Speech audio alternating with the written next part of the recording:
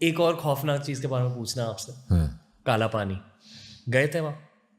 हाँ, मैंने बताया था पहले कि मैंने रूम में बैठ के उत्कर्ष के साथ स्क्रिप्ट लिखी थी, और फिर मैं सीन वीन बनाए थे हमने, और वहाँ जब गया मैं तो यार, मैं तो देख के मैं कहा, पहले तो हम ऐसे नीचे से ऊपर गए, ये रहा काला पानी, ये मैं तो वहीं से मेरा थोड़ा सा वो खोने लग गया। फिर उसके गेट के अंदर गए, देखा क्या लंबे लंबे कॉरिडोर, क्या टॉर्चर, ये वो सेल वेल, सब सेल्स एक ही तरफ पॉइंट करते थे। 7 विंग थे, 2 जापानीज ने तोड़ दिए थे, अभी 3 बचे हैं। जापानीज ने तोड़ के अपने उस पत्थर के बंकर वंकर बना लिए थे। 2 मेरे ख्याल से एज आई हर्ड देयर कि नेहरू जी तोड़ रहे थे ताकि ये जेल ही गायब हो जाए, ऐसा मैंने सुना वहाँ पे। पर जो जिनके लोग थे उस जेल में, उनके जो डिसेंडेंट्स थे, उनके जो पोते पड़पोते वगैरह, उन्होंने जाके फिर मुहिम दे के उसको रुकवाया था कि इस जेल को तोड़ो मत, नहीं तो ये जेल टूट रही थी, काला पानी इस धरती से गायब होने वाला था। तो वो 3 विंग बच गए। अभी उस विंग में क्या होता है कि हर एक पूरे जेल में हर एक दरवाजा, जो सेल का दरवाजा होता है, वो एक ही साइड है। तो आप इस सेल से दूसरे बिल्डिंग की बैक देख सकते हो, किसी को देख नहीं सकते। साथ वाला भी सेल इतना दूर है, वो कुछ बातचीत भी चिल्ला चिल्लू के कर लो आप। और वो क्या करते थे, वो कुंडी लगाते थे, ताला लगाते थे, और ताली अंदर फेंक देते थे ऐसे। और नए नए लोगों को लगता था कि यार ऐसे करके ना वो खुल जाएगा, और वो बस हाथ नहीं पहुंच सकता, इतनी दूर था कि बस वो करता रहे, सारी रात तड़पता रहे। इसलिए बोलते थे वहां चिल्ला के, चाबी के हाथ मत लगाना क्योंकि वो रात तो गुजरनी मुश्किल हो जाए। और फिर जब मैं वहां गया तो मैंने शॉट ऐसे लगाएंगे ऐसे लगाएंगे, वाह ये वो पूरा मैं देखा। फिर मेरे को लगा यार मैं एक्टर भी तो हूँ इसमें। मैं कहा ओके चलो एक वो करते हैं मेथड एक्टिंग। तो मैंने बोला कि अच्छा आप लोग जाओ, ये रहा मेरा फ़ोन, और बाहर से वो सांकल लगा देना इसकी, और मैं थोड़ा यहाँ बैठना चाहता हूँ। पहले तो मैं बैठा, ईंट वींट कैसे चलते होंगे आदमी, लेटा, ये किया वो किया। फिर 5 मिनट के अंदर अंदर ना मेरे को ऐसे लगा कि दीवारें मेरे पे गिर रही हैं, मेरा सांस फूलने लग गया। क्लॉस्ट्रोफोबिया। ओह, एकदम से मेरे को ऐसा फीलिंग आया कि कैसे कितने सालों तक इसमें लोग रहे होंगे। मेरे को तो वो फीलिंग आने लगी उसमें कि यार कितने लोगों के खून पसीना आंसू उसके अंदर दफन होंगे। तो फिर मैंने उनको आवाज मारूं तो आवाज नहीं पहुंचे। और वो जो मैं चक्कर वहां काटे जेल में, फिर वो मैंने मूवी में डाला कि क्या फीलिंग आती होगी अंदर घुस के यार। और वहां पे क्या होता था कि आप 6 महीने आपको सॉलिटरी में रखते थे, आप पॉलिटिकल प्रिजनर होते थे तो ये, और कोई भी प्रिजनर होते थे, पॉलिटिकल प्रिजनर्स को थोड़ा लंबा रखते थे। उसके बाद आप आइलैंड पे जा सकते हो, काम कर सकते हो, वापस आ सकते हो, पैसा कमा सकते हो, कुछ साल के बाद आप अपनी फैमिली भी बुला सकते हो। तो वहाँ पे बहुत सारे लोग जो हैं वो वहाँ के कैदियों के ही डिसेंडेंट्स हैं। बट विनायक सावरकर को और गणेश सावरकर, बाबा राव सावरकर को 11 साल वहां से निकलने नहीं दिया। कितनी बार उनकी सॉलिटरी हुई, और उन कोयलों का तेल निकलवाते थे। कई लोग वहां होते थे जो पागल हो गए थे, बहुत लोगों ने अपने ही कपड़ों से फांसी लगा ली थी अपने। और पॉलिटिकल प्रिजनर्स और उन प्रिजनर्स को अलग रखते थे।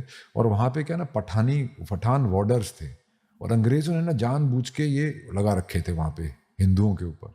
तो they used to torture them, गालियां, धर्म के ऊपर गालियां, एक रोटी के लिए आयत बोल लो, कुल्लू से बचने के लिए हाँ वो बोल देते थे, अच्छा खाना मिलेगा अगर आप कन्वर्जन कर लोगे, ये कर लोगे। तो ऐसी भी चीज़ें होती थी वहाँ।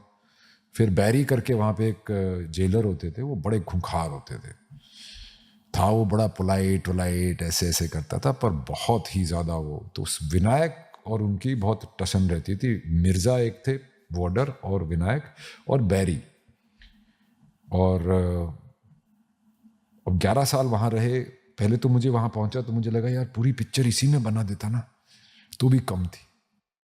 तो मैं वहाँ पे बहुत शूट करके आया। फिर बहुत ही दर्दनाक जगह थी, और ऑलमोस्ट तोड़ दी थी यार। ख़त्म ही कर दी थी। किसी को पता ही नहीं चलता आज की तारीख में काला पानी होता क्या था। रात को रहे वो? रात को भी शूटिंग की मैंने। बदलता था रात में? रात को तो एक अलग ही टाइप का सन्नाटा होता था वहाँ पे, अलग ही टाइप के मच्छर वच्छर ये वो, और रात को हवा चलनी बंद हो जाती थी तो और मुश्किल होती थी। कई बार मैं जैसे शूटिंग के उसमें तो आपका रहता है, और हमने कभी वो ऐसा बंद नहीं कराया। मैं कहा जो आ रहे हैं जा रहे हैं उनको जो देखने आते हैं वो करते रहें। तो दिन में हम एक अलग विंग में चले जाते थे, शूट करनी होती थी। रात को फिर हम अलग शूट करते। रात को एक शो होता था पूरा वहाँ पे, लाइट एंड साउंड शो। तो लाइट एंड साउंड शो ऐसे टाइम पे होता था कि हमारे 3-4 घंटे रोज के खराब हो जाते थे। मैंने कहा चल ठीक है भाई, ये तो नेशनल मॉन्यूमेंट है, उन्होंने हमको शूट करना अलाउ किया, उतना ही बहुत है। मैं वहाँ के लेफ्टिनेंट जनरल से, अपना गवर्नर से भी मिला था, यहाँ पे अपना INB मिनिस्ट्री से भी चिट्ठी लिखवाई थी कि मैं I am making a movie on a pet Savarkar साहब, और वो काला पानी के बगैर बन नहीं सकती। तो मुश्किल से परमिशन मिली थी, पर उन्होंने मेरे को दे दी थी। तो वो एक कॉलोनियल का जो बोलते हैं ना कई लोग, और मुझे बचपन में ये भी याद है कि लोग बोलते थे कि यार अंग्रेज कुछ साल और रह जाते तो और तरक्की हो जाती। उन लोगों ने ये नहीं देखा कॉलोनियलिज्म का जो एक गुलामी का और एक सब ह्यूमन लेवल जो एक लोगों को ट्रीट किया जाता है, वो ऐसी जगहों पे होता था। It is terrible. कुछ सुनाई दिया या दिखाई दिया? मुझे तो कई बार ऐसे दिखता था कि यहाँ पे लोग थे अब नहीं है। एक वो फीलिंग होती है ना कि ये थे यहाँ पे अब नहीं है, जैसे तो डिसॉल्व हो गए उसके अंदर। और वहाँ पे कई बार विंग्स में से, पर इतने लोग थे हमारी यूनिट में तो किसका क्या पता चलता था। पर ज़्यादा दूर कोई नहीं जाता था शूट से, कोनों में सब एक ही साथ रहते थे। कभी बात हुई इसके बारे में?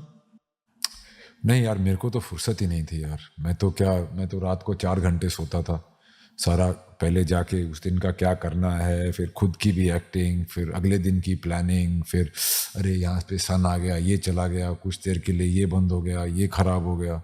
तो मैं तो उस मैनेजमेंट में ही मैं इतना वो रहता था कि आके सोता था। नींद की गोली खाते मेरे को अभी 2 साल हो गए, अब उससे भी नींद नहीं आती। अब भी खा रहा हूँ? अभी भी खा रहा हूँ। टेंशन की वजह से? हाँ, क्योंकि नींद नहीं आती यार, दिमाग चलता रहता है। और कुछ जब मैं भूखा मरता था तो वैसे ही नींद नहीं आती थी। अब इतनी मतलब ये चीज़ वो चीज़ सब कुछ ही अपने हाथ में, तो थोड़ा सा ऐसा है। पर मेरे को जब से मैंने सावरकर जी का वो लिया है, मेरी नींद उड़ गई। टेंशन यही है कि लोगों को जाकर फिल्म देखनी चाहिए? नहीं, टेंशन यही नहीं है। टेंशन यही है कि मैं पूरी पिक्चर अच्छी तरीके से बना सकूं। एक तो ये भी टेंशन है ना, आर्टिस्टिक टेंशन। आर्टिस्टिक टेंशन भी है, आर्टिस्टिक टेंशन भी है, रिस्पॉन्सिबिलिटी टेंशन भी है। और एक I wanted to be an international document. देखिए आप, अमेरिका ने ओपनहाइमर बनाई, उस आदमी ने एटम बम बनाया था। कितना दर्दनाक एटम बम का हमारा वो रहा है। जापान में इन्होंने सिविलियंस पे हिरोशिमा और नागासाकी में रात को एटम बम फोड़ दिया। But they are the good guys. America is the good guy. Vietnam में क्या हुआ, क्या किया उन्होंने, अफगानिस्तान में कितने $1 बिलियन तालिबान की गवर्नमेंट हटाने के लिए तालिबान की गवर्नमेंट को देके चले गए। इराक, लीबिया, क्या क्या नहीं किया। पर उनकी मूवीज क्या होती है, उनकी मूवी से प्रोपेगेंडा होता है। वो अब उनकी मूवी आप पूरी दुनिया में जाती है, we are the best army, we are the this, we are the that, we are the good guys. Japanese बेकार हैं, जर्मन बेकार हैं, ये बेकार हैं, we are the good guys, right.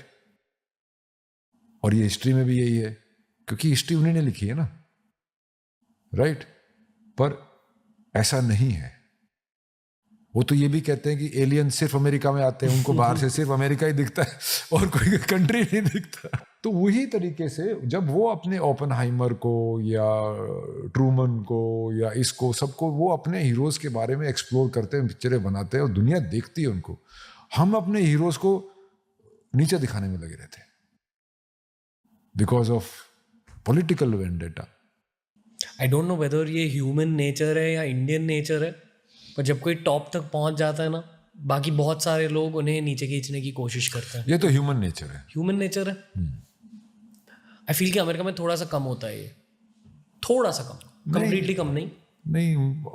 देखिए, आदमी जिसके पास नहीं है उसे चाहिए, जिसके पास है उसको देनी नहीं, सिंपल है, इतनी बात होती है। That is all, that is the only power struggle कि मैं टॉप पे हूँ, इसको टॉप पे आना है, मैं टॉप की पोजीशन छोड़ूंगा नहीं।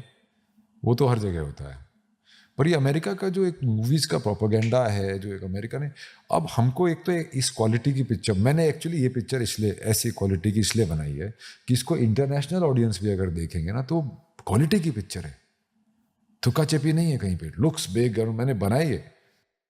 तो ये क्वालिटी अगर दुनिया तक जाए, हमारे भी एक नेशनल प्राइड जो हमारा है, जो एक रिसर्जेंस आई है कि मुझे याद है यार, मैं मंदिर में अपने वो पंजाबी लड़के जो मेरे दोस्त होते थे उनके साथ मैं मंदिर जाता था।